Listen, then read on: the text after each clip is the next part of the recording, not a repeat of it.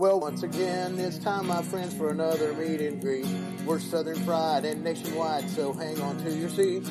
Look around, here's what I found. I guess you'll never know what you'll see on the Southern Fried Podcast Show. Yeehaw. Well, hi there, Dave. Well, hello, Rob. Hello, everyone. Welcome to the Southern Fried Podcast. I hope you've had a good day. It's been some pretty weather, still a little hot, but I guess that's to be expected for this time of year. But we're excited to be here. We've got a very special program tonight, and we are so appreciative of our guest. He said not to call him Mister, so we'll say, "Hey, Earl," or Earl Freudenberg, and I hope I said that right.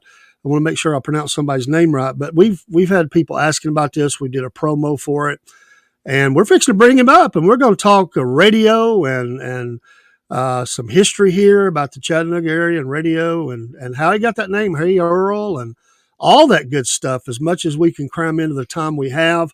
And Robert, I'm excited. I mean, it's not. I mean, we're kind of new at this thing. I mean, like, I've done a little radio, not much, but so I don't know all the lingo, but I know a little bit of it. I know just enough history to get myself in trouble. So Earl will keep us straight. I'm sure of that. But it's really an honor. Guarantee you one thing: you and I both have the perfect face for radio. There's no doubt about it. Well, without further ado, Rob, let's change that background. Thank you, and bring Earl up and introduce him here.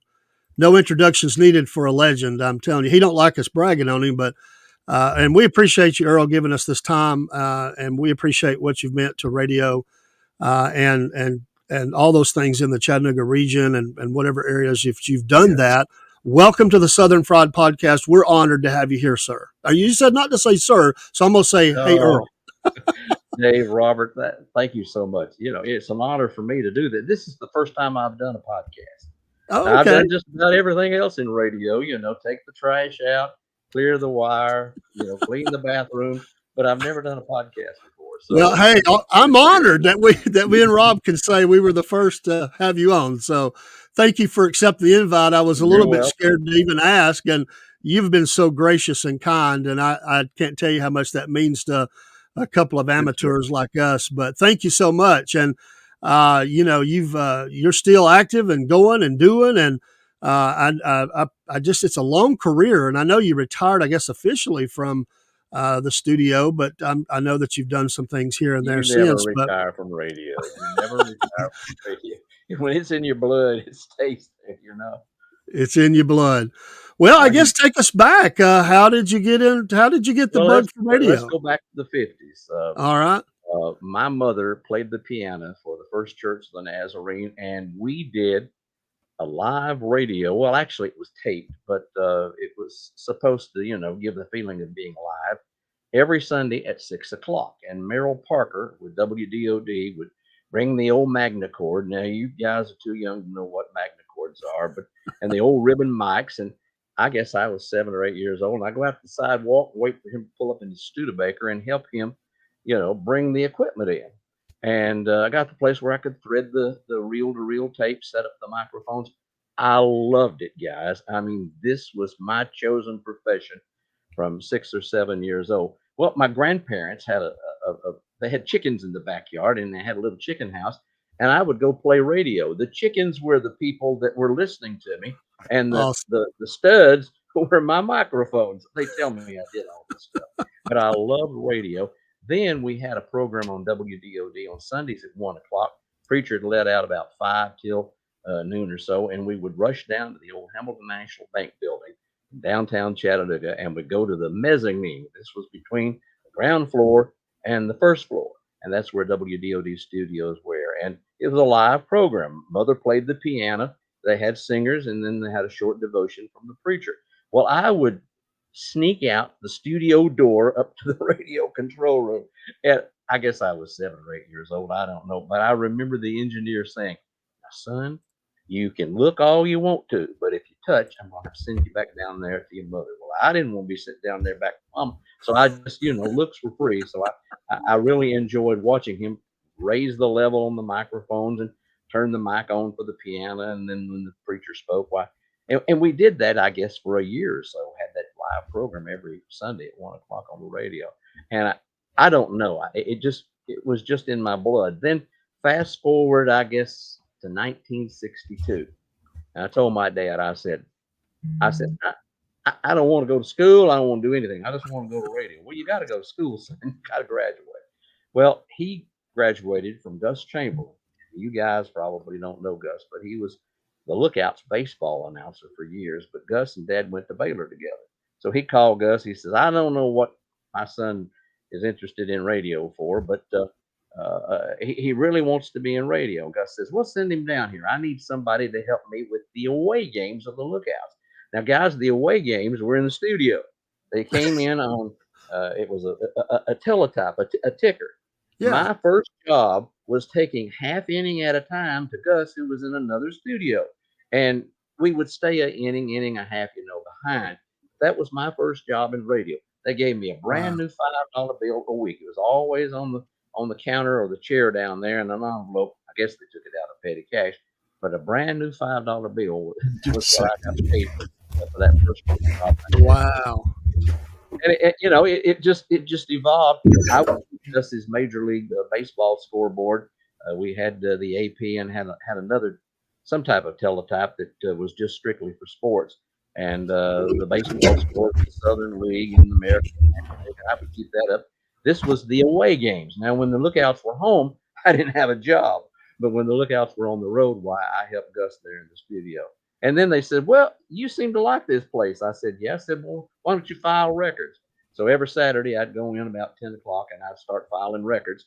Same old ones. I mean, they would pull the same songs out and put them on a table. They would be 50, 60.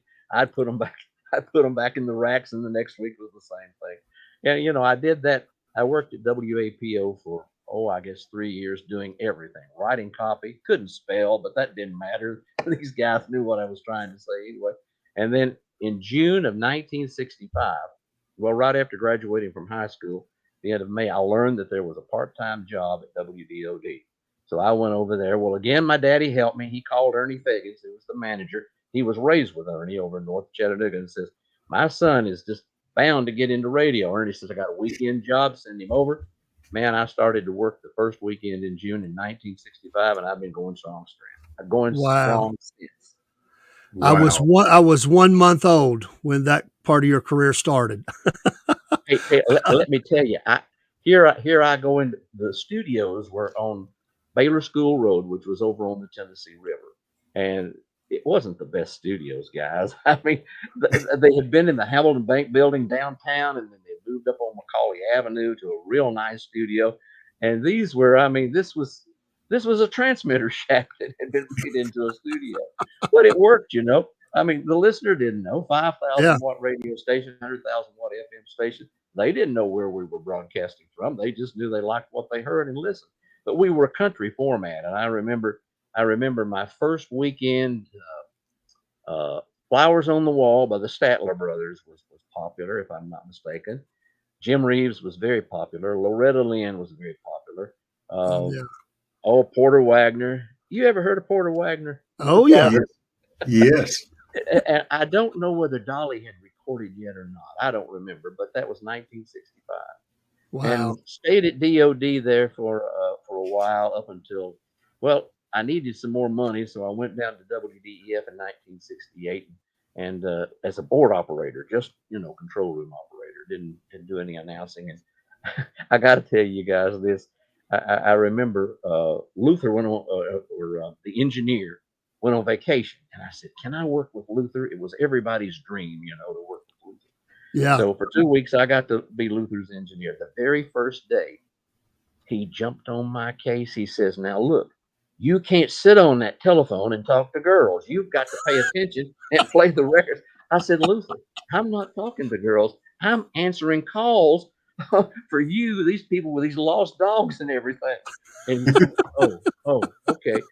So after a couple of days, while we got it squared away, and I knew what he wanted, and he knew my abilities, and for 2 weeks we had a good time together. That's amazing. That was how I got to work with Luther, and then went back to DOD. And did everything. I mean, if you've been around a radio station, you take out the trash, you know, you keep a plunger in the men's room because sometimes it gets stopped up. I mean, Yeah, everything happens in the radio station. And that's we right. even had a generator. We even had a generator down back. So when the power went off, and I got to tell you this, the very first Saturday I worked, the chief engineer is about 8:30 in the morning. He says, well, I'm going to take you down and show you how to turn the generator on. So went down, and there's this big old rattlesnake coiled up in the generator room. He says, Whoa. Wow. step back, step back. He says, get me that old music stand. Back from the 30s and 40s, they had an old music stand, from the radio station. So he took that stand and set that thing right down on top of that snake, and it comes apart in about 6 or 8 pieces. That was my first experience of going into the generator room.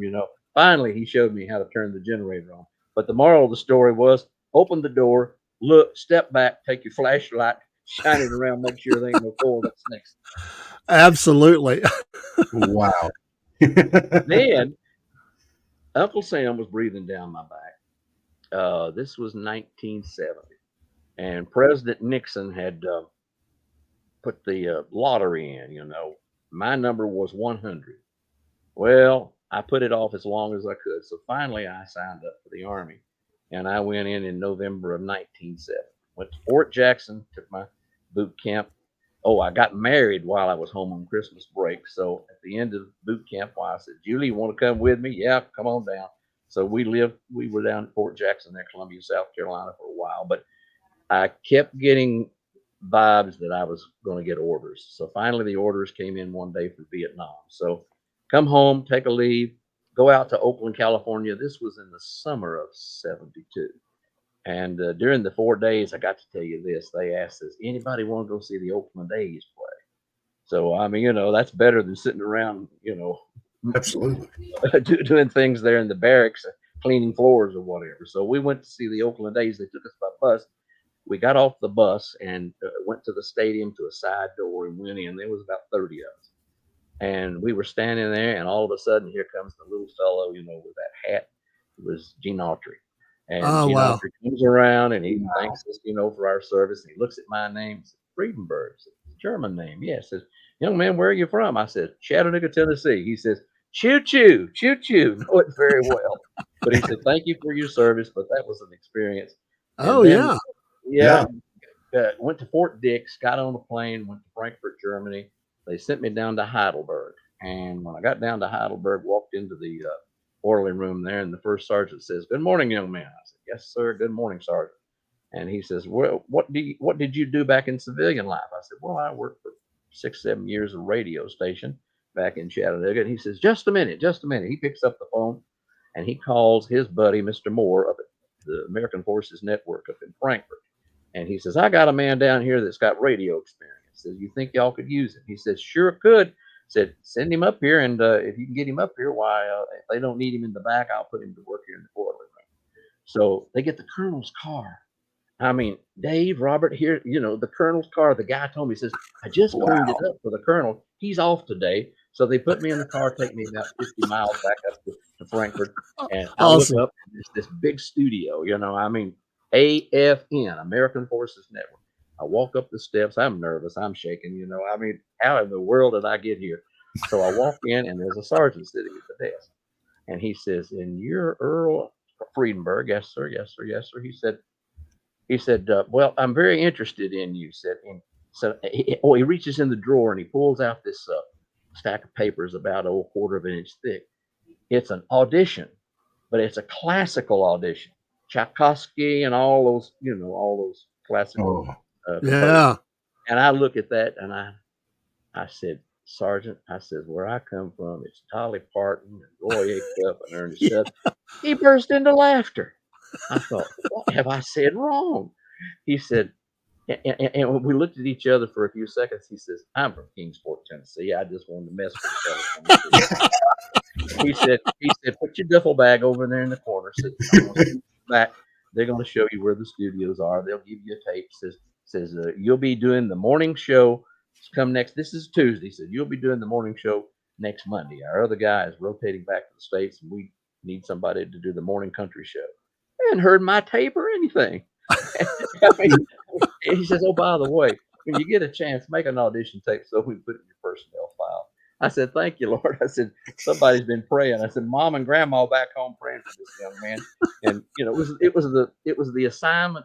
It was a dream assignment. It really was, because Yeah. AFN covered all of Europe, had mail from England and France, and when you opened the microphone, you had a potential of 21 million listeners. I mean, here's this hillbilly from Chattanooga, Tennessee, Wow. on the big network over in Frankfurt, Germany. But I did that until I got out of the Army and then came back to WDOD. You want me to keep going? Well, I was just going to say real quick, I'll give you a chance to catch your breath there. Every step you said, I mean, the Lord has definitely opened doors for you and directed you all the way through, even from being a small child down I this. mean, I It's mean, so obvious. imagine, guys, avoiding Vietnam. I Yeah, mean, here we were in 1971, and now President Nixon was cutting back, and a lot of guys were being brought home, but they were still bringing boys back in body bags. And I mean, sure. here I am. I mean, it's the dream assignment, Frankfurt, Germany, on a big network, the American Forces Network, doing what was my chosen career. And I Yeah, even told, I know you've heard of Charlie Coolidge, the Congressional Medal of Honor winner. We were real good yes. friends. And I said, Charlie, I said, I feel guilty. I said, I didn't have to tote an M16. I didn't have to carry a duffel bag. I said, I was sitting in an air conditioned studio playing country music. He says, but Earl, remember, you were the voice of home to a lot of people out there in the field. You were just a little bit touch of what they experienced back home. Somebody had to do it, and it might as well be you. That's awesome. Amen to that. Yeah. That is Yeah. awesome.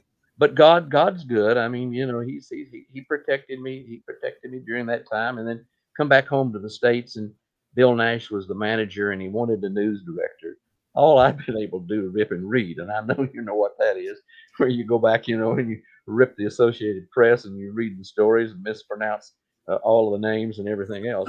And I didn't know anything about news gathering, but that really turned out to be a part of my career that I really, really enjoyed, because I got to do news for several years. Then ended up spending a year at Channel 12. I was the news director of the month, you might say, because they change news directors now, and they're pretty regular. But I got to do that, and that was the experience. Then come back to WDOD in '85, started doing a talk show. They said, right now talk radio is the blooming flower.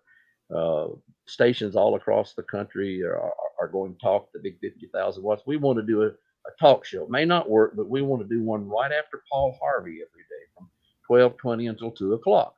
Just talk about like what we're talking about today, bring in guests and whatever. So that was the start. Actually, though, my talk career started back in 1974. Bill Nash, the station manager. See, I got so many things I'm trying to tell you. I forget something. But this was 74. It was the first Sunday in February. And we had the so-called energy crisis.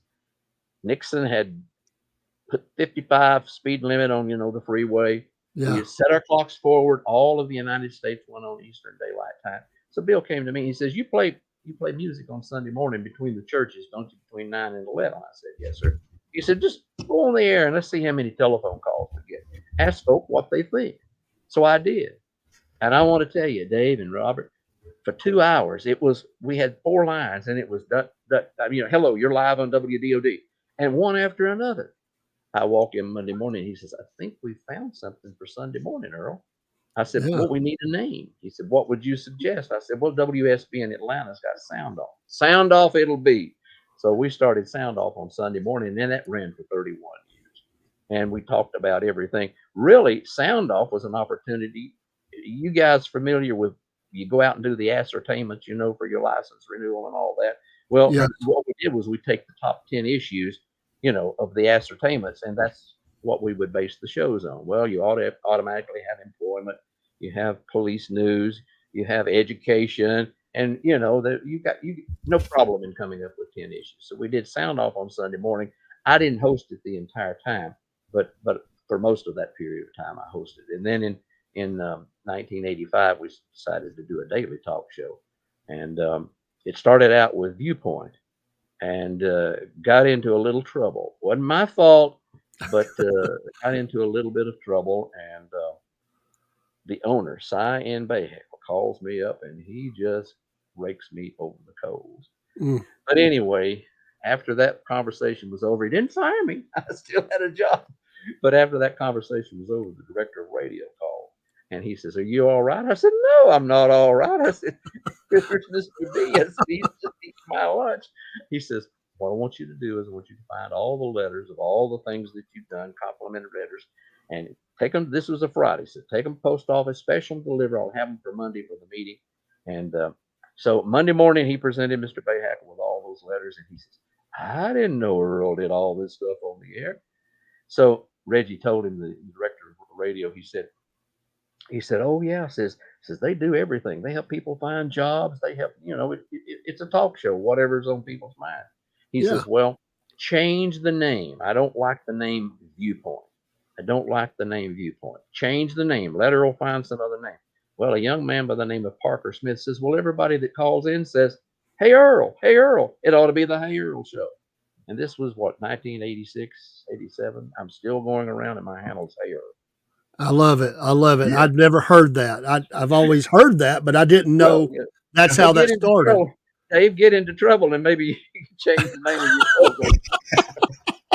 Well, we don't have any problem getting ourselves in trouble sometimes, but More. Parker Smith, I remember, and You that's remember just Parker? amazing. Yeah, Yeah, Parker Smith. He heard the conversation about you got to change the name of your program. He says, "Well, I would call it the Hey Earl Show because that's what everybody that calls in. It's Hey Earl, Hey Earl." Well, it's stuck. I'm not Earl Freudenberg anymore. I'm Hey Earl. They that's ask me it. what my first name is. Yeah, It's Hey. Yeah. that's amazing. But That's great. we interviewed everybody on the talk show. I mean, I did the talk show up until 2005, 20 years, and then changed directions and went over to WDYN, which was owned by Tennessee Temple University. I Yes. love gospel music. I mean, I love the gospel music. That's a favorite.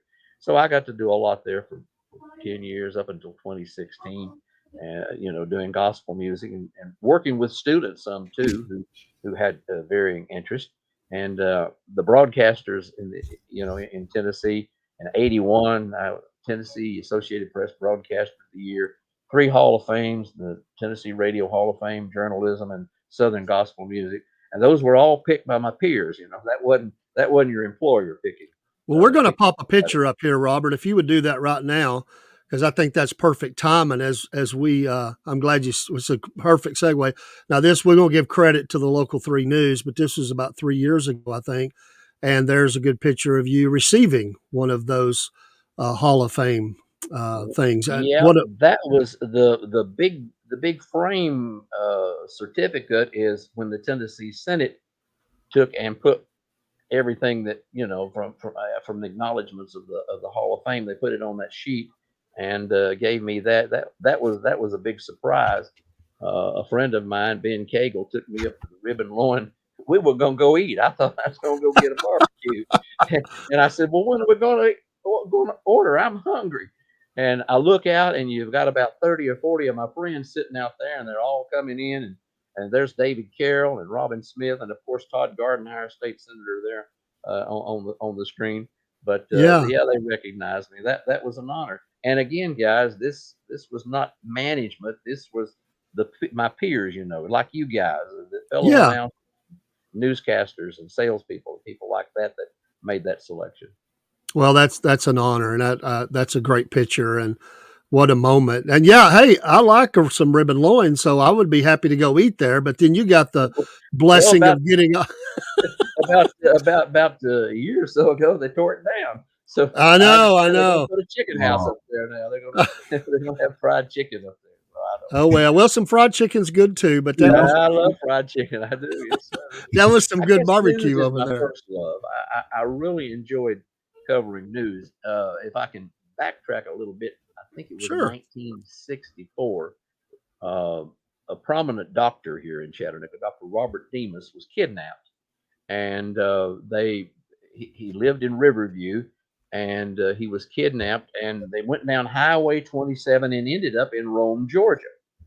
Well, I don't know how Jay Bowles with the Associated Press ended up riding in the car of one of the officers, but he did, and that officer just happened to have one of those clunker mobile telephones. You remember the early mobile telephones? They were big. Well, they were Yeah. going in his car. Well, he was the AP correspondent in Chattanooga, so he was calling reports back to Nashville, and we were getting very good coverage over the wire.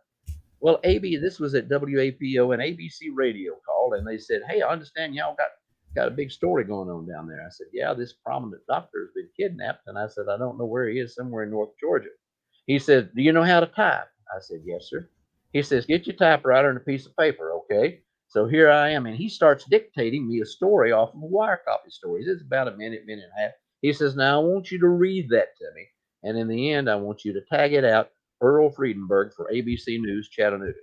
Well, I didn't realize it, but they took that 90 seconds or however long that story was, and they chopped it into about 3 different stories. So the rest of the night on ABC News, here they are playing Earl's recording of what took place, with that chase or whatever it was, the kidnapping and everything going down through North Georgia. Sounded like I was on the scene when I was sitting in the basement of the studio in the Williams House. But that was my first exposure to news on national radio. Then Wow. in 1966, I guess it was. Do either of you remember reading about the big, massive fire at Peerless down in Rossville, Peerless Woolen Yes. Mill? Big Yes. fire, big fire. And Chattanooga sent equipment and manpower down there. Bookie Turner was our commissioner. So anyway, it's a Sunday morning, and I go into work, and the guy he says, "Look, go down there to Rossville, see what you can find out." Our network at DOD was CBS. He says, "CBS is calling, and they're wanting some actualities or something." I said, "Okay." Said, "Well, I don't have I don't have a whole lot of knowledge of what to do, but I'll go down there." He said, "Well, there's a little cassette recorder. Go in there, and maybe you can get an interview or two." So I went down there. It just happened the guy sitting off of Rossville Boulevard, going down the street there to the back of Peerless, was an old buddy of mine, Sergeant Lester Shell with the Chattanooga Police Department. He said, "Earl, I'm going to tell you what." He says, "You see that gray car down there, about maybe 200 yards?" He says, "That's Commissioner Turner's gray car." He says, "Bookie is down there."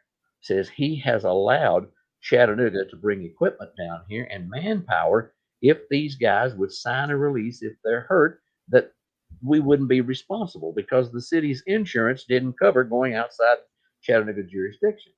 Well, that was sort of a little controversial thing.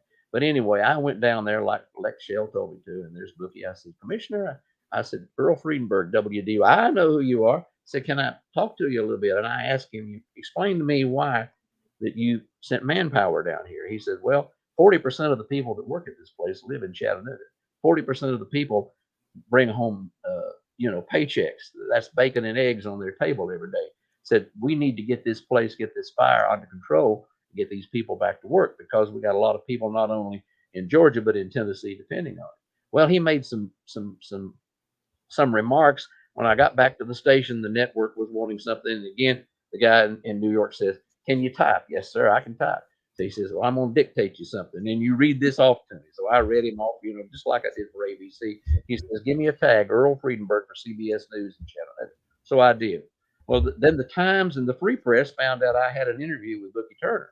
I was the only one that had the interview. Television, they had a little bit of TV news back in 1966, but it wasn't what it is today.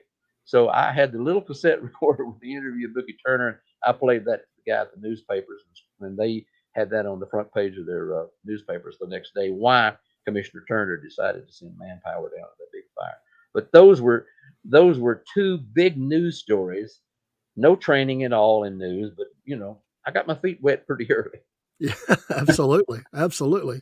Since Well, you wait. brought up the meal down there, and I want to pivot here just a little bit because I don't want to miss the story. You had told me how that the Leuven brothers got their start. And I think that's a good place to pivot here because they worked, I think you told me, at Yes. the mills down there. Well, Charlie Leuven and myself were very good friends. Charlie lived at Henniger, and he would come by WDOD back in my early days there, 65 to 70, and he was good friends with some of the announcers there, and so I became his good friend. I remember when Ira died in that tragic car wreck. Yeah, He came by. We were the only station that he allowed to interview. He was very, very torn up about it, and that's understandable with his brother. sure. But Charlie related the story to me back, I guess it was back early 40s, that he and Ira were working at the Peerless Woolen Mill down there in Rossville.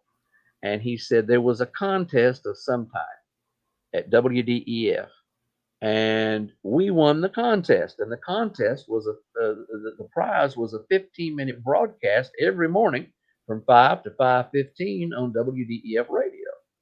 So Ira and Charlie went to their foreman there at the shop and said, "Look, we won this contest. It's a radio program, and what we would like to ask is if we can take our overnight break from 4:30 to 5:30." And the foreman says, "Why, yeah, you can do whatever you want to during that hour." He said, "Well, we're going to go up to WDEF, their studios in the volunteer building, and we're going to do a program. On the way up, one of us will eat, one of us will drive. Mama's fixing us sandwiches. We'll do our 15-minute program, get in the car, and rush back here and be back here at 5:30 to go back to work. And on the way back, the other one will eat, and the other one will drive." And he said, "We did that maybe for a year and a half or 2 years, and said somebody over at WSM heard us, and we got a call wanting us to come over and sing on the Grand Ole Opry." Well, the rest is history. You know, they became Yeah. Grand Ole Opry stars and got a big recording contract with Capitol. The Louvin brothers were very, very popular late 40s and 50s and even into the 60s. Yes. Yeah. Amazing. But it all started down in Rossville. Yeah. How about that? You know, what a And tie-in, Charlie, you know. Charlie always had. Did either of you ever go to his May on the Mountain? It was Mother's Day weekend. I don't And think I ever was there for that. well, he brought in a lot of the older country musicians. Well, one year he brought in Roy Acuff. That was the year that I was news director at Channel 12. And one day I was standing out front, and Charlie come through the front door, and I saw him. I said, "Charlie," hugged his neck, gave him a big handshake. I said, "What brings you down here?" He says, "Well," says, "I've got a big weekend coming up here in May, and I need some publicity." Well, David Carroll was standing over there at the side, and I said, "David, this is Charlie Lubin. He needs some help." David signs him up, and he brings him down there to do the morning show on television. And I said, "What can I do for you in the newsroom?" He said, "Well, would you come down one night?" I would not. "Which night, Charlie, would you suggest?" He says, "Well, Friday night. It was either Thursday or Friday night. I can't remember now." But Charlie said, he said, "Roy Acuff's going to be there." So I got our best photographer at Channel 12, and we went down to Henniker, Alabama, David Moore, and David did an excellent job with the video. In fact, it's on YouTube today. The interview that we did with Roy Acuff and him balancing the bow on his nose and the yo-yo and singing "Great Speckled Bird" and "Wabash Cannonball." But I'm very proud of that interview. I really am. Yeah. Oh, yeah. And Roy Acuff, one day after Opryland opened, I had the family over there, and we were walking, and Roy Acuff comes up and he says, "Are you a Christian?" And I said, "Yes, Mr. Acuff, I sure am a Christian." I said, "I don't know how people get by if they're not." He says, "That's the best thing in the life you could do." He says, "Good to Amen. see you. I hope you enjoy all the rides here at Opryland. Hope to see you over the Opry." And he's walking on, he's asking people, if they were a Christian. I thought, man Amen. alive, here's this famous Grand Ole Opry star. What a witness. What a witness. Oh yeah, absolutely. You were also telling me, Earl, about and I can't remember the broadcaster's name out of, I think you said Atlanta, that you had listened to a little bit and started using some of the bits. Sure. Ludlow Porch. Ludlow Porch. I love Ludlow on WSB. He had a staff of what, 8 or 10 people that wrote his scripts and come up with ideas. And I didn't have anybody but me, myself, and I. Well, there's this folkologist, Dick Frymeyer from Irvington, Kentucky, and Dick would come through town, and he would plan it where he could be on my program, and then the next day he would be on WSB with Ludlow Porch. So one day I told him, I said, "I sure would like to talk to Ludlow Porch, or probably not feasible to meet him." So Dick arranged for me to have a telephone conversation with Ludlow, and we became very good friends. And I told him, I says, "Now, Mr. Porch," he says, "it's Luddy to you," or "old Luddy." He wanted to call Luddy. I said, "Okay, Luddy." I said, "I'm going to tell you how I get my topics sometimes for my show." I said, "About 10 o'clock or 10:30 in the morning, I go out to the Eastgate parking lot, and I sit there for about 30 minutes, and I listen to AM 750 WSB Atlanta, and I see what you're talking about." And I said, "You're talking about a recipe to make this, and maybe the first drugstore or the first animal that you owned or your favorite dog or whatever. And I said, I write all that down. And I said, 2 hours later, I go on the air and I said, I use some of those topics. I said, so I want you to know you're not wasting anything. He got a big kick out of that. He says, you just use anything that I put on the air. That's all right. That's But Ludlow, yeah. he was on, how long was he on WSB? I think he was on Ring Radio before that. I really don't know. Oh man, Ludlow had some very good ratings on WSB back years ago. Wow. Sure did. But That was it was very nice of him. plagiarized and got a lot of his topics to use on my talk show.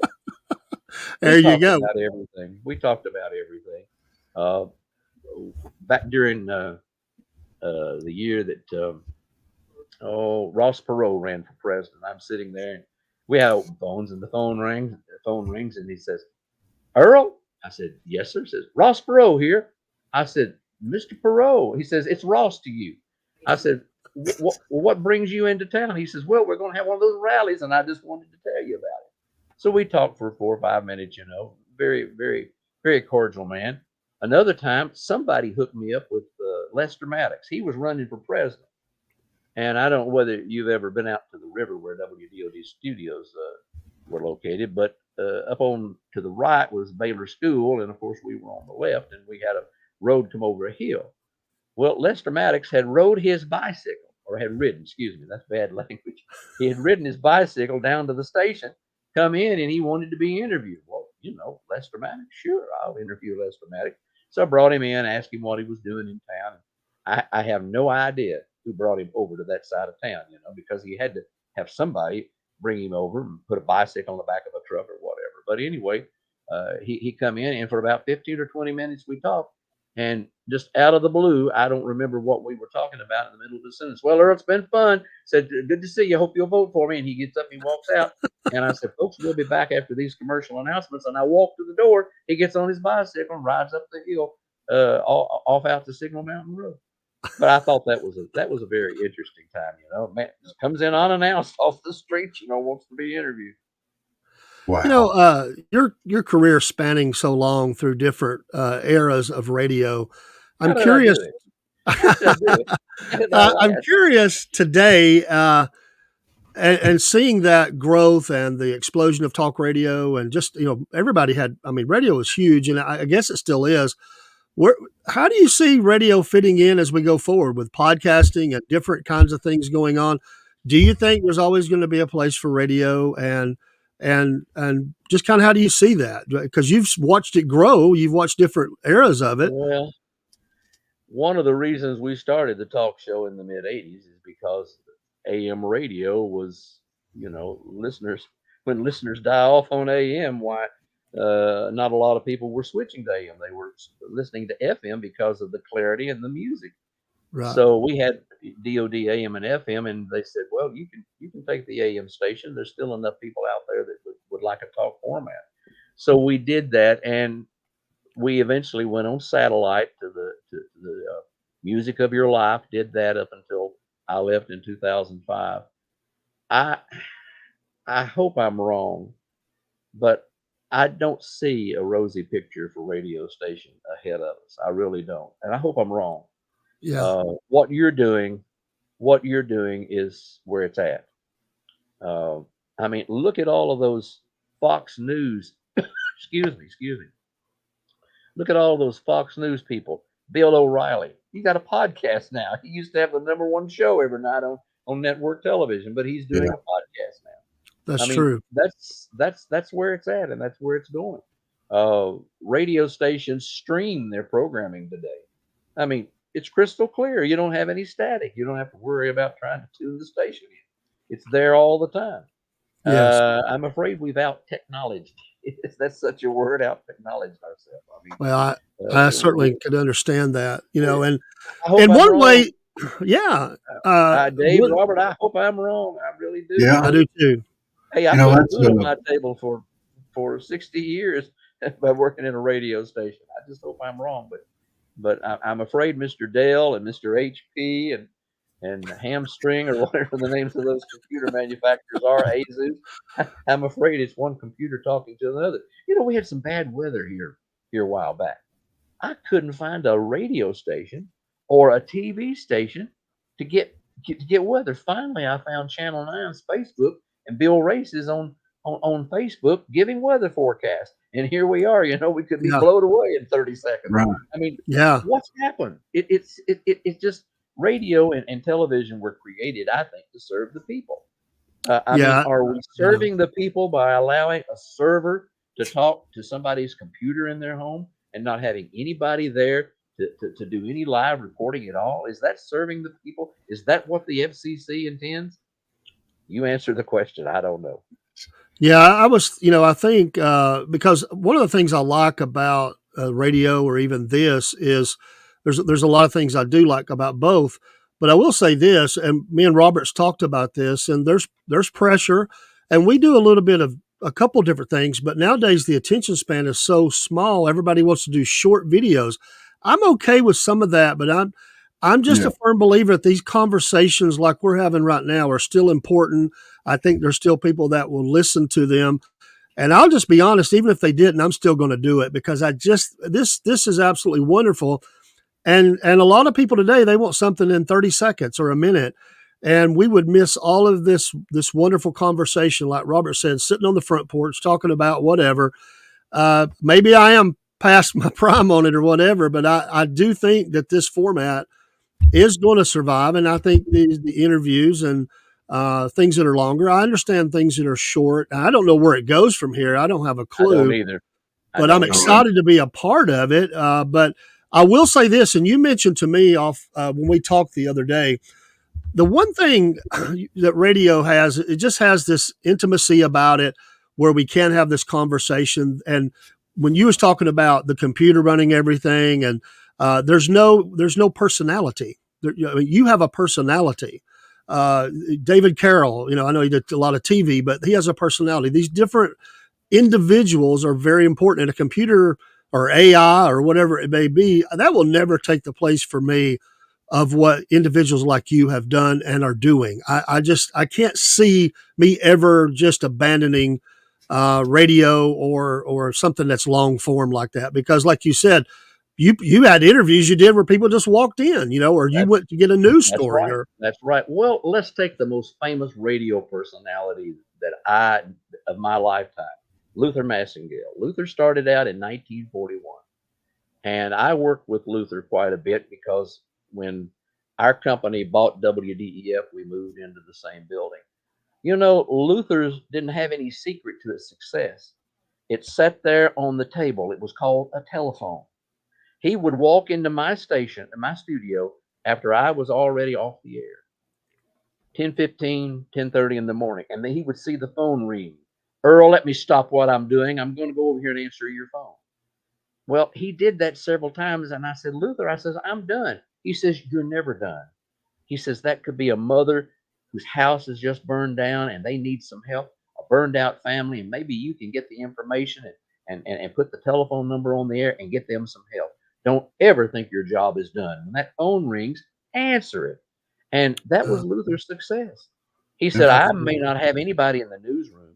I may not have anybody out there giving me traffic reports, but I've got the entire community that's listening to my program, and they've got a telephone, and they can call me with the information. He had a city directory. I used to get tickled at him. He had a city directory there in his office, in his studio booth. And there'd be a fire somewhere, and he'd get that city directory down, and he would find out the address of the fire, and then he would look above the phone number above it or a phone number below it. He'd call him and say, ma'am, could you tell me? I understand there's a fire out there in your neighborhood. What's going on? This is Luther on the radio. Can you tell me what's going on? And they would tell him. He didn't have a news department. He didn't have anybody at a mobile unit. All he had was a little ingenuity. And he would put those people on the air with a telephone, and he would get somebody give him an old city directory that was 2 or 3 years old. He didn't care. There was enough information there where that he could find somebody that would talk to him about what was going on. Yeah, that's amazing. I just think there's a magic about being on the air to this connection between the listener and the person who's broadcasting, whether it's through podcasting or radio. You do build. You have people that want to hear your voice, and why I don't know. I have people that tell me we love listening to you, and you've got a good voice or whatever, and you build this connection, and it becomes a part of their day. It becomes a This part is of their fun. life. Yeah. This is fun. This is fun. This is what I did every day. I guess the daily talk show aired from right after Paul Harvey to 2 for a while, and then they moved me to mornings, and I was playing some music, and then went right into the talk show. I never knew a lot of mornings what I was going to talk about. If if something was on the front page of the paper, and I would ask people what they thought about it. Oh man, if I were on the air today with a talk show, considering what's going on between Biden and Trump, I mean, those phones would be hot. They People would love be. to give you their feelings; Oh they yeah. really do, Sure. and that's what I like about talk radio is uh, it's issue driven. The listeners can determine what you're going to talk about. You're just sort of driving, you're sort of That's driving it. to keep everybody on the bus happy. Yeah. And I mean, I enjoyed it. I really do. Do I miss it? Yes, I miss it. But I'm 76 years old, got some health issues, and you got to move on in life. You really do. One But time there's one thing that. Oh, go ahead. I'm sorry. No, I was just going to say one time I was asked to be a tour guide on a bus for a history tour between Dalton and Chickamauga, and I thought I don't know about this. I'm a little shy. I don't know, but I did a lot of research and kind of got all my. I had my note cards and I was ready, and there were several of us. I think we had 5 buses, and so I had my bus and I started out and I had these note cards and just kind of remind me of some famous things that happened and make sure I got some things right. I figured out something very quickly, just what you were talking about. I finally just put the note cards up. I knew just enough to direct their attention to something that they wanted to see, and then they wanted to talk about it. And so somebody would ask a question and somebody else would answer. And all I did was facilitate the conversation for the rest of the Mhm. journey. And we had a great time. I had to kind of get myself out of the way a little bit and let the people kind of take that conversation where they wanted to go, just like you Well, just said. I've started writing for the Chattanoogan.com. John Wilson is a friend of mine from days at the Free Press. He worked for the Free Press, I don't know, 30 or 40 years. And then, you know, the wind starts blowing in a different direction, and he decides he would, open the Chattanoogan.com back in 1999. And I just started writing a few stories. And with the advent of the telephone where you can make pictures, why, you can make a couple of pictures and send a story in. And we we never had a handshake or anything. I just started doing it, and it's been so much fun because I have learned so much. When you do a research on a story, like my latest story, tomorrow is tomorrow or Friday is Joe Ingles been dead. Ingle Stadium. Joe Ingles Yeah. been dead now 55 years. Well, Joe Ingle was Mr. Baseball. Washington Senators, a scout, and then the Southern League. I mean, he brought us 30 years of great entertainment out at the ballpark. And, it's the 55th anniversary of his death.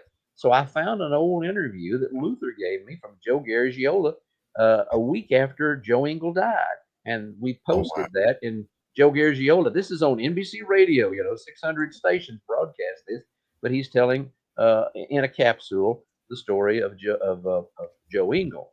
And, I like to do things like that. Yes. Danny Davis with the Nashville Brass was a good friend, and I wrote a story about he loved the Tivoli here in Chattanooga. He loved to perform at the Tivoli. Uh, the song "Anytime" that Eddie Arnold made famous. Yeah. That was written by a Chattanoogan. So I was able to do some research and find out. Happy Lawson, I was able to find out the guy wasn't too nice of a guy. He got into trouble with the law and got put in jail. But later on, I think he got compensated for the song "Anytime" because a lot of different artists have recorded it. Just Yeah. writing a lot of things. I've written a lot of stuff about my life, about my time overseas, about radio experiences. Probably about 200 stories that are on the Chattanooga.com. It's not radio though, guys. Right. I I miss going understand. and sitting down behind that microphone. I really do. I And I understand. I really really hope that you're wrong about it falling off to the wayside. That we're going to lose something. It would be the end of an era, and what we're losing is getting to know people. All right, the personality, like Dave was saying, you lose that in a short 30-second reel where you try to pack as much information in there as possible, and you can't explore any other. It leaves no room for exploration of the person. Well, you Yeah, lose And it in a 4-minute newscast too. I mean, you've that's got yeah, true. 4 or 5 minutes to do the news. Whereas if you have a talk show 2 3 hours, you can really explore how people are feeling about a particular issue. Yeah, yeah, that's so and much. that's Yeah, important. And that's important. And we're losing a lot of stuff for technology where it overrides the importance of personality. We're letting our technology actually override our personality, Yes, and it sir. shouldn't be that way. And the computer can do a lot of stuff. Uh, Hmm. you can record breaks and you can record shows, but it does take the place of live radio, live television. It does not take the place. And I step on a few toes, but a lot of it is you've got profit oriented owners that don't want to put out the money. Right. So they take the cheapest route, you might say, yeah. and they're using the computer to run the radio station. Um, I'm grateful for forums like what you guys have. I mean, this is wonderful. I mean, I'm a dinosaur. My career is over, but if I can share a little bit of my experiences, well, I'm Oh, always happy to You're do very so. kind. Yeah. And the beauty of this is Robert is in South Georgia. I'm in North Georgia, and you're sitting at home fixing to eat dinner. So it's wonderful that we have this ability to do this with the But I want technology to tell available. Robert something. what's I Okay. that? wanted, I know you're probably on the other end of the state, but my family and I have probably spent 30 vacations over at Jekyll Island and St. Simons and Brunswick. Boy, what I would give to have a good plate of crab daddy shrimp right now. Oh, you Oh, ain't that'd just be good. kidding. We love to go over there. We Oh, stay on St. Simons and drive over or stay on Jekyll and drive over to St. Simons. But those sunrises in the morning hmm. and those walks on the beach. I mean, there's plenty of places down there to go besides the Yeah. Golden Isles, Oh but yeah. that's our favorite. I mean, I'm a my kids when speckled they got trout. married, both my son and daughter when they got married, where did they go on their honeymoon? Jekyll Island. We I love it. tell you So what, you that got is this the beautiful area. most beautiful place over there. We got to. I'm a big time fisherman. That has always been my thing, and I got to go over there fishing for speckled trout. I don't know how many times, and Hmm. just had a ball. And Yeah. it is so beautiful. Mm. I Well, was Robert, looking here on my I'd written down a few things, that highlighted my career. Do we have time for me to tell you about covering the collapse of the Hamilton National Bank? yes, absolutely. Well, let's see. I believe it was 19. My memory is not as good as it used to be, but I believe it's about 1976. I walk into the radio station, and our sales manager, Brian J. Bush, says, Earl, can I see you for a few minutes? I says, yes, Mr. Bush, what is it? So we go in one of the offices and close the doors. He says, before the day is over, says the Hamilton National Bank is going to be one of the banks that folds. They're going to go under, and there'll be a new bank come in and take them over. But he says, you can't say anything about this right now. Can't say anything about it. Says it's all under wraps. But he says, he hands me a little piece of paper. He says, do you know this man? His name was R.T. Russell, Rice Russell. He was vice president of the bank. And he also was the man that gave me my job down at WAPO. So, yes, I knew Mr. Russell. He said, you go down there to his office. He'll be waiting on you here in a little bit. He says, you go down there to his office. His office is right inside the back door there off of Broad Street. And says, he'll give you the scoop. Says, he won't go on tape. He won't do an interview, but you can write everything down, make mental notes as much as you can, and you'll have the story. So I did. I parked on Broad Street, went in, got my story, wish Mr. Russell best. He says, I'm leaving town now. Said, I wanted to talk to you, but said, I'm leaving town now. I'm going to Florida, retiring. But says, by 4 o'clock this afternoon, there'll be a new sign on the front of this bank. So I Wow. went back to the station. Guys, I didn't know what to do with the story. I mean, this is a national story. Back then, if you remember, several banks collapsed. Yeah. Right. And here's Hamilton National Bank, you know, fixing to close its doors as Hamilton and become a new bank. So I went back to the station and got another telephone call from somebody, and they said, "You know about the bank, don't you?" I said, "Yes." I said, "A friend of mine told me about the bank." Said, "Well," said, "First Tennessee Bank is going to be the new owner." I said, "Okay," and says, "Now what you need to do is you need to call this guy. He's in Memphis." And says, "You need to call him." His name was Davis. So I said, okay, I'll do that. So I called him and I told him, I said, Mr. Davis, I understand that First Tennessee is going to be taking over Hamilton Bank. How'd you find that out? I said, well, I'd rather not divulge my source, but I said, is it true? He said, I tell you what, young man, if you'll keep it all quiet under wraps, I'll be at the Reed House this afternoon at 3:15. He says, you go in there, tell them you want to see me, ring my room, and I'll come down and I've got a printed news release. So there's no interviews, no interviews, no conversation. You'll just have to read the release that we're putting out. So I said, I'll see you at 3:15, sir. So I walk into the Reed House and they ring his room. He comes down and he gives me a release. He says, now you've got time to get this on the air first. He said, I'm fixing to walk over to the Chattanooga Times and give them a copy of the release, but you can get it on the air first. Well, the Reed House, I used to work at WAPO, and that was our studios. APO long gone, but WDXB studio was down there. So I said, that's where I'll go, because we didn't have cell phones. I Yeah. mean, Dave, Right. Robert, we didn't have cell phones, and I didn't have a two-way. So I go down there, and Gary Mack, I don't know whether you remember Gary Mack. Oh, yeah. He was on the air here for years. He's on the air down there. I says, Gary, can I use your telephone? He says, Earl, this is a radio station. It's not a phone booth.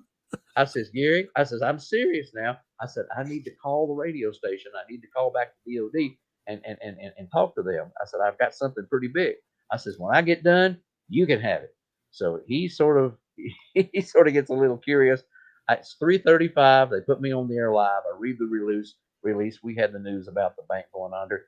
And then after it's all over, I said, Gary, I said, do you have a copy machine? He said, well, this is not T.H. Payne. You know, T.H. Payne was a big office supplier here in Chattanooga. But said, we got a copy machine in there. I said, well, I'll make you a copy of this release. You can have it, and I'll take this back with me. And he read that thing. He said, I can't believe this. I said, well, it's yours. Put it on the air. So WDXB put the scoop on the air first. So that was the one time. That was a big story. It was really a big story. Yeah. 4 o'clock, broke on AP. The FDIC made the announcement. But we had it about 22, 25 minutes earlier. But the moral of that story, guys, is don't betray your people that give you the news. Those people that have the confidence in you and trust you, don't ever do them dirty. If they tell you to keep it under the wraps, keep it under the wraps. And that's what I did, because I had 3 or 4 people there keep it under the wraps, but I still was able to get it on the air first. That's awesome. Right. That's awesome. It's amazing. Just a couple other things, Earl, before we let you. Biggest news story of my entire career. Yeah. Just a couple of things. How many times do you cover a bank collapsing? You know, no doubt. No doubt. Who would you say was your the person you looked up to when you first got into radio? Who was you listening to? Like, who was the person that you thought, if I could be like that, that would be great? Or just somebody you listened to when you were in your downtime that you really enjoyed? Well, I used to listen to WDXB a lot. Jerry Lingerfeld, who Jerry's got a great career under his belt, because he won some type of contest on WDXB, and he was the first all-night disc jockey on the station, but he was the first after we started 24-hour broadcasting. He worked from midnight to 6. I really respected Jerry. Jerry left WDXB, went to WDEF, and then went over to WGOW, KZ, and then went to Channel 9 as manager at Channel 9 until he retired. And I don't think I've ever heard anybody say anything negative about Jerry Lingerfeld. I like Lloyd Payne.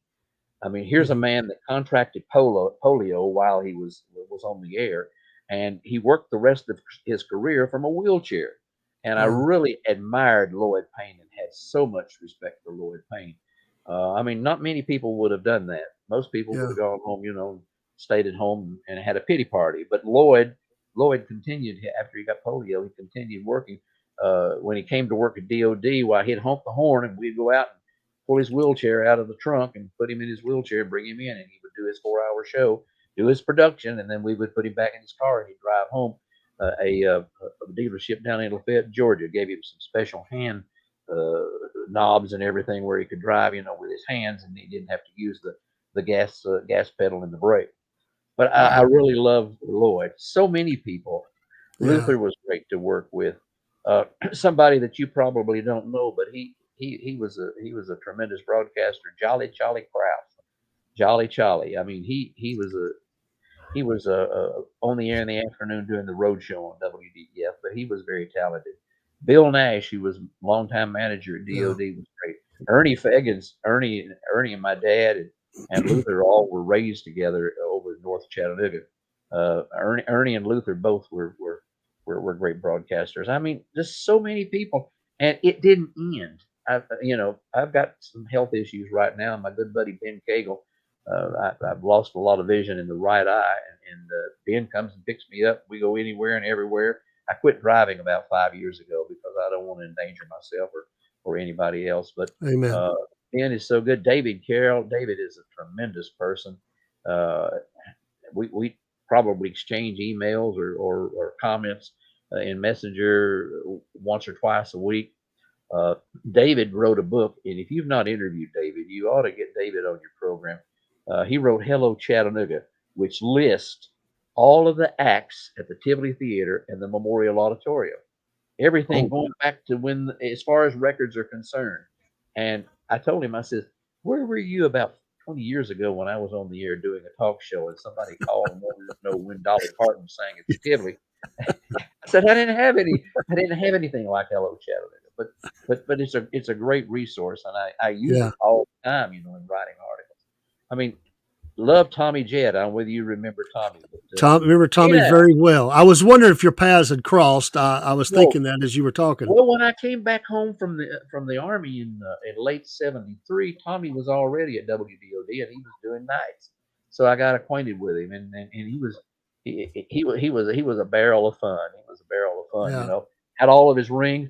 A tremendous story about Tommy. He went to Memphis, during Elvis's funeral, went to the funeral service over there. He had to be the number one Elvis fan that I ever knew. Yeah, he knew more about Elvis. I think he had that. Let's see, what was his thing? Hey now, hey now. And you know why he started saying hey now? No, I don't. He'd be on this is the truth. He would be on the telephone with girls. The record would run out, and he'd have to open the mic and do something. And he'd go, "Hey now, TJ, your leader here," and it caught on, And the managers would say, "Now, Tommy, you got to put the telephone down long enough to cue up the next record, or put the card in the machine, to play your commercials." Said you got to stop this. You got to stop this talking on the telephone too much. But he didn't listen. I mean, but the hey now, that was his handle. That was his handle. Tommy was a lot of fun. He really was. And you start naming names, guys. I know. It's hard. It's a rich history in this area for broadcasters, all the way to Nashville and surrounding areas. There's such a hotbed of the history of radio and TV. Well, it's really amazing. Did you know Bill Miller that worked at WFLI for a while? Bill passed away last week, and we went to his funeral up in Benton, Tennessee, at the Baptist Church up there, and there were 10 broadcasters there. We all went up to pay our respect. Chattanooga is unique as far as broadcasters are concerned, and I have buddies in other cities say we don't have anything like you guys down there. I mean, we get together and go over to Wally's for breakfast. There'll be 10 or 12 or 15 of us. David Carroll has a Christmas party. Usually it's about the second Saturday in December. Veterans of Radio Wars, and there'll be 50 or 60 there. I mean, anybody that's been in radio or television, it doesn't matter. You come, you buy your lunch. I mean, we don't care. Yeah. We share radio and television war stories. It's so much fun. I had a guy that worked for WSM in Nashville tell me, he says, we don't have anything like this. He was our guest here. He says, we don't all get together every now and then, break bread, and just enjoy each other's company. I said, how did y'all get this started? I said, I don't know, but we've been doing it for years and years and years. We're going to be absolutely amazing, Dave and Earl. Why don't we see if we can get that group together on here somehow, or as many of them that would be willing to, and let's share that with everybody. Let everybody see what that's like. I can't imagine.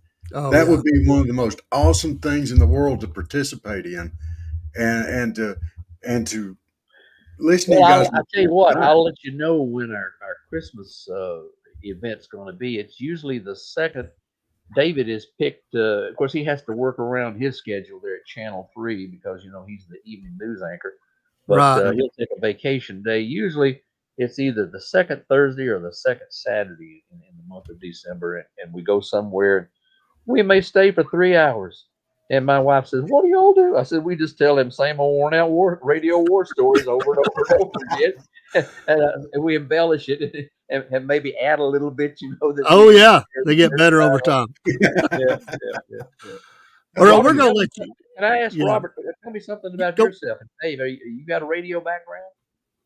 I No, did. sir. I have a little bit with There you go. ministry. I've done some radio I see. locally, and also when they very first started putting things up and streaming, I did that and got away from it for a while, and we just kind of talked ourselves into doing it, and we're kind of new, but we're having fun, and that's the main thing. We're having a lot of What fun. about you, Robert? Have you done radio? I have never done radio. I do have some performance experience. I wrestled on the independent indie wrestling tournament and circuit for a long time. I've been a pro wrestler, and uh, I'm all about having fun and enjoying life. And you know, I gotta ask you. Did you know Harry Thornton or any of his proteges when Harry promoted wrestling here in Chattanooga? I did meet a few of Harry Thornton's fellas. I actually grew up here in South Georgia, so most of ours wrestling was over in Dothan, Alabama. Yeah, yeah, And it was really big over there. And I've been fortunate enough; I've got to wrestle some of those guys that I watched on TV. yeah. And it was What it was his name? was Tojo Kamamoto or something like Jojo that? Yamamoto. Yes, Yeah. sir. Did you know him? Yes, sir. And if I hadn't have brought it up, I could have think of their names, and I can't think of their names right now. But yeah, Yeah. Saturday afternoon down at Channel 12 for I guess a decade. Why Oh they yeah, bring them in Oh, about 3 or 4 o'clock in the afternoon. When football wasn't on, and they'd have right. live wrestling, and Harry and Nick Goulas and all of them would be there. It was a lot of fun. Yes, sir. And that was down here instead of it being over there. It was at the Dothan Houston County Farm Center Really? Okay. every, every Saturday. And a lot of those amazing. guys, they're just legends. Yeah. Ric Flair was there, Hands of Stone, Ronnie Garvin, Mr. Wrestler 1 and 2. I mean, it was great. And I got to meet, and I've been fortunate enough to get to meet a lot of those guys. It was a fun time. Well, you cherish your memories, and that's the Yeah, reason that people keep saying, "Earl, write a book, write a book." I said, "Well, I'm not going to write a book." I said, "I write for the Chattanooga," and I said, "You can print all those stories off if you want to. You can read them as a book, but document your memories." I mean, I'm glad that I'm able yeah, to preserve some of the things that I've done, during my career. AFN, the American Forces Network, had to be the highlight of my 60 years, being there at the network. I got to tell you this story. Glenn Campbell and Ann Murray came over for a visit. They were doing some Oh, wow. concerts there on the continent. And of course, the first stop is always AFN because that's where you get the interviews and you can tell people where you're going to perform, etc. And I didn't get to interview them, but Glenn and Ann were standing out in the hall, and I was in the men's room. And I come out of the men's room and I come face to face, eyeball to eyeball with Glenn Campbell. And he looks at my name and he says, I said, Freudenberg. I said, Earl Freudenberg. And I says, Mr. Campbell, nice to meet you. Call me Glenn. And he says, that's a German name. I said, yes, it is. And I said, can I ask you one question, Glenn? I said, what is your favorite song to sing on stage?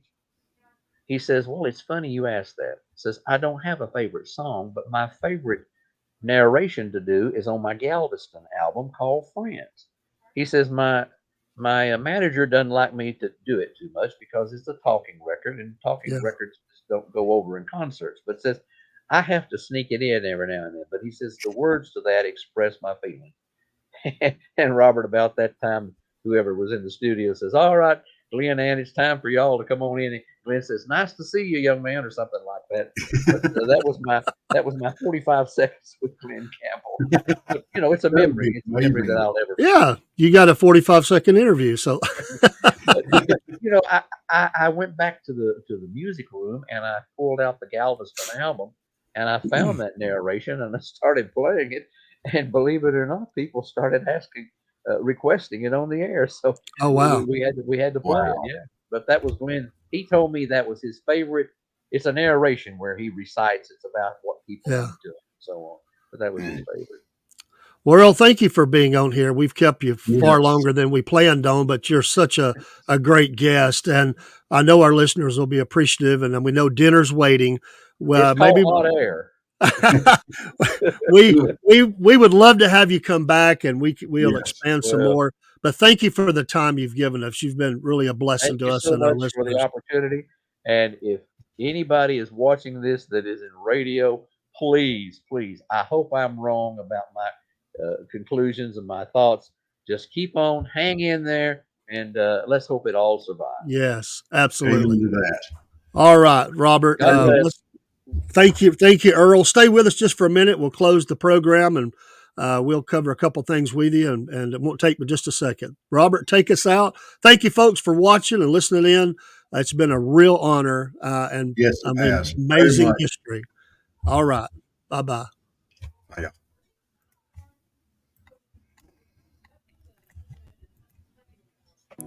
Well, once again, it's time, my friends, for another meet and greet. We're Southern Fried and nationwide, so hang on to your seat.